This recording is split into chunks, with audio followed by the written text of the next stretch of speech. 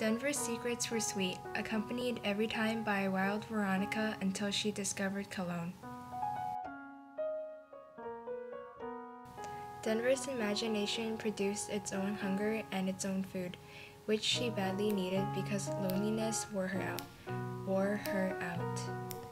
When Denver looked in, she saw her mother on her knees in prayer, which was not unusual.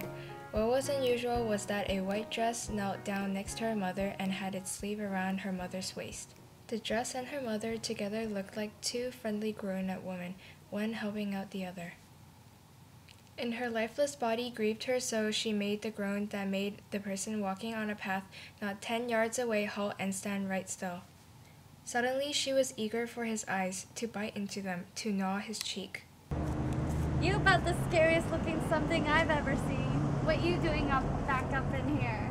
Down in the grass, like the snake she believed she was, Setha opened her mouth, and instead of fangs and a split tongue, out shot the truth. Rennie? The feet you running on? Jesus. Got anything on you, gal? Pass for food? No. I'm so hungry. Thought there'd be huckleberries. Look like it. That's why I come up in here. Didn't expect to find no nigger woman. If they were any, birds ate them. You like huckleberries? I'm having a baby, miss. That mean you don't have no appetite? Well, I gotta eat me something. Then she did the magic, lifted Setha's feet and legs, and massaged them until she cried salt tears. It's gonna hurt now. Anything dead coming back to life is gonna hurt. I saw a white dress holding on to you.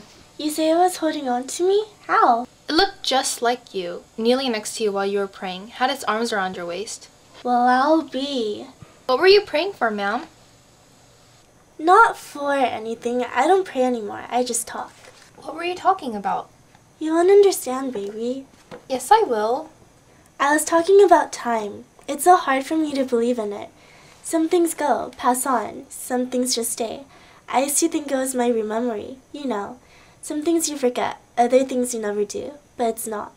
Places are still there. If a house burns down, it's gone, but the place, the picture of it, stays.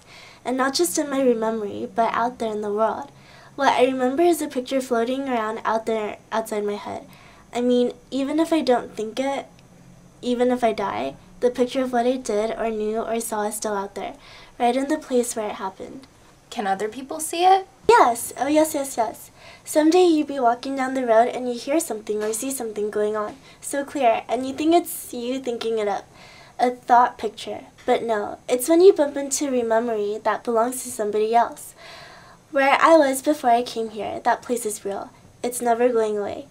Even if the whole farm, every tree and grass blade of it dies, the picture is still there, and what's more, if you go there, you who never was there, if you go there and stand in the place where it was, it will happen again. It will be there for you, waiting for you. So Denver, you can't never go there. Never, because even though it's all over and done with, it's going to always be there waiting for you. That's how I had to get all my children out, no matter what. If it's still there, that must mean that nothing ever dies. Nothing ever does. Her mother had secrets, things she wouldn't tell, things she halfway told.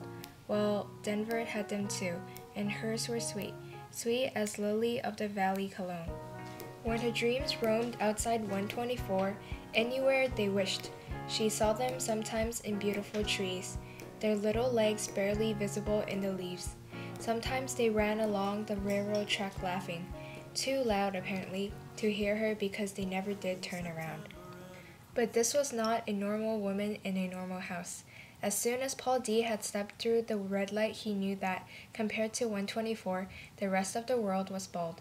The closed portion of his head opened like a greased lock. As for Denver, the job Setha had of keeping her from the past that was still waiting for her was all that mattered.